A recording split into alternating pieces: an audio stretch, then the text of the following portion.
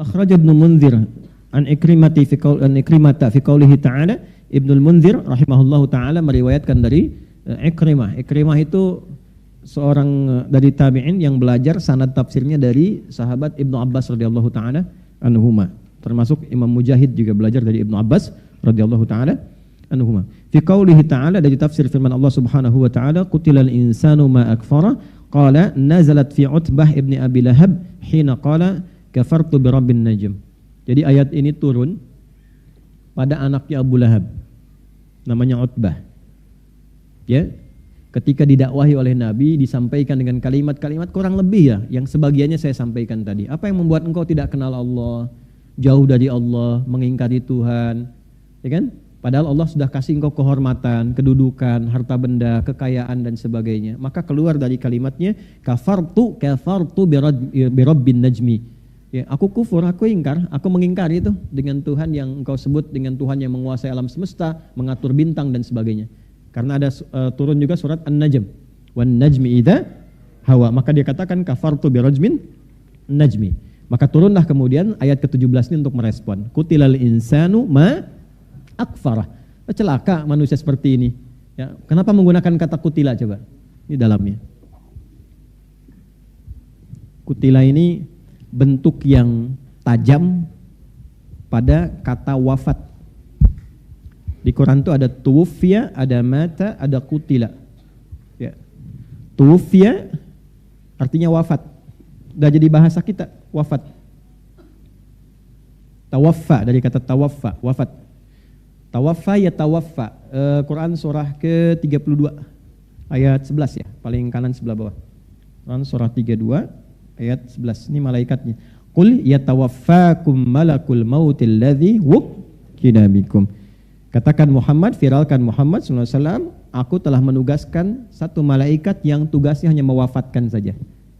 Ya, wukkila bikum, diwakilkan kepada kita untuk mencabut nyawa. Jadi ada satu malaikat yang tugasnya nyabutin nyawa aja, nyabut, enggak pindah tugas. Ya, tidak mau praktek dan tidak tukeran dengan yang lain, itu aja. Ya, jadi sifat malaikat itu, perhatikan kalimatnya, la ya'sunallaha ma amarahum wa yaf'aluna ma yu'marun, tidak bermaksiat dan hanya mengerjakan tugas sesuai tupoksi. Ada malaikat yang diciptanya sujud aja, enggak pernah bangun, sujud aja. Ada malaikat tasbih aja. Tasbih. Ah, bosan tasbih, ya Allah istighfar dong. Enggak, tasbih aja, tasbih terus itu. Gitu aja. Malaikat begitu. Ya. Jadi yang sifatnya ruku terus, yang sifatnya tawaf aja terus. Ya, enggak berhenti, begitu aja. Itu malaikat. Ya, beda dengan kita, lain. Nah, di sini ada yang ditugaskan mewafatkan. Wafat itu dari bahasa Arab, wafat. Maka ketika Allah menugaskan malaikat dengan kalimat terhormat kan? Qul yatawaffakum malakul mautil ladzi wukkila bikum. Jadi wafat itu status terhormat. Ya. Makanya secara kata pun jarang disematkan pada orang-orang yang bermasalah. Perampok itu wafat. Tewas kan? Gitu kan? Iya kan? Pemabuk itu kemarin baru wafat. Innalillahi. Enggak. Itu sesuai dengan perilaku, kata akan disematkan. Jadi ketika kata wafat itu disematkan pada malaikat dan mengakhiri kehidupan kita, ingin menunjukkan bahwa kematian itu sesungguhnya sesuatu yang terhormat. Kalau terhormat dipersiapkan enggak? Nih, saya tanya pada Anda. Kalau Anda diundang ke istana, terhormat enggak? Hormat. Baik. Kalau diundang, maaf ini, ada pernikahan, ada undangan resepsi. Undangan terhormat tidak? Terhormat kan? Baik. Nah, kalau Anda diundang ke istana, undangan terhormat, persiapan enggak? Bajunya bagus enggak? Bagus. Kata-katanya kan ditata dulu ya. Nanti mau bicara apa, sikapnya bagaimana, karena kematian itu ditempatkan dalam Al-Quran pada posisi terhormat. Karena kematian terhormat dipersiapkan. Bukan cuma ditunggu datang, dipersiapkan supaya saat pulang pun kita terhormat. Makanya saat dipanggil, saking terhormatnya dipanggil dalam keadaan tenang. Ya ayyatuhan nafsul mutmainnah irji'i ila rabbiki radiyatan fadkhuli fi ibadi wadkhuli. Itu terhormat. Ya. Kalau tidak dipersiapkan, ya pulang tidak dalam keadaan terhormat nantinya. diundang secara terhormat, datangnya tidak terhormat, jadi diusir. Ya kan? Dapat sikap yang tidak nyaman. Anda berlaku yang tidak wajar, mendapatkan sikap yang tidak nyaman. Maka ini jarang diulas gitu. Ketika ditempatkan dengan kalimat ini ingin memberikan kesan bahwa sesuatu yang baik. Jelas di sini? Sehingga di Arab itu kalau dikatakan aina fulan tawafathul maniyah, tawafathul maniyah. Ya. Kematian telah menjemput dia dalam kebaikan. Jelas? Ya.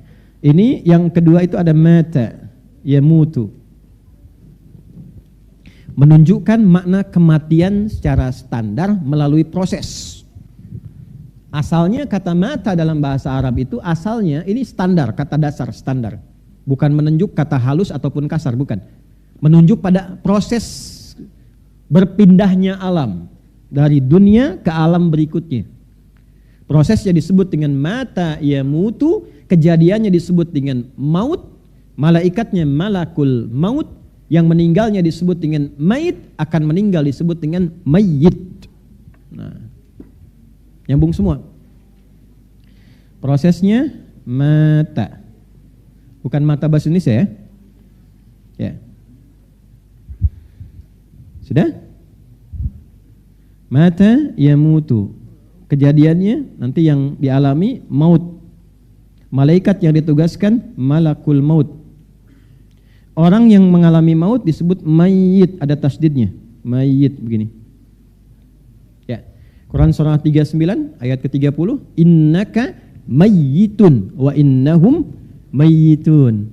Engkau Muhammad sekalipun status pun nabi, rasul terhormat, tetap engkau pun akan mengalami proses maut. Engkau akan meninggal. Wa innahum mayyitun, dan selainmu juga sama. Ya, yang bukan nabi, bukan rasul, mereka pun meninggal juga. Jadi kita semua yang hidup statusnya sama. CM, calon meninggal ya. Ini ada tasdidnya. Kalau masih tasdid, masih calon, masih kandidat ya. Nah ini, masih hidup, ada tasdidnya. Nafasnya. Kalau sudah meninggal, dicabut ini, ya kalau di ilmu bahasa itu lebih dalam lagi. Tasdidnya dicabut, tetap jadi sukun. Ya, ini bukan utak-atik ya, ini ada ilmunya. Nah, makanya ngajinya pakai tasrif yang benar, ngaji di TikTok. Tak-taka ya taktiku, TikTokan. Ya. Dah sini. Nah ini kalau nanti tasdidnya diambil, meninggal, maka tersisanya sukun, mayitun. Kalau mayit sudah meninggal. Kalau belum meninggal, mayyit. Ini yang mau saya cerita tentang kedalaman. Saya spesialisasinya di sini. Di bahasa Arab untuk mengkaji Al-Quran. Makanya disertasi kami di S3 itu kajiannya Quran 30 juz. Ya, di satu tafsir tuh 30 jilid. Nah, ini yang paling menarik begini. Ini ketika diambil jadi sukun. Sukun itu artinya apa? Mati. Betul, kalau ada sukun mati. Makanya dulu kalau Songgoku kami hapi kolo ada sukun di atasnya mati tuh. Sukun itu asalnya dari kata sakinah, tenang. Oh. Artinya sukun itu dari kata sakinah, tenang, baik. Maksudnya apa? Usahakan kalau meninggal pun dalam keadaan tenang. Keadaan yang baik. Ya ayyatuhan nafsul mutmainnah. Jadi tenang, baik. Itu filosofinya. Di bahasa Arab itu setiap harokat ada artinya, Pak. Ada maknanya, Bu. Itu bedanya dengan bahasa lain. Harokat itu ada artinya. Bukan hanya penanda bagaimana dia dibaca. Ada semua. Ya, makna-maknanya, hikmah-hikmah.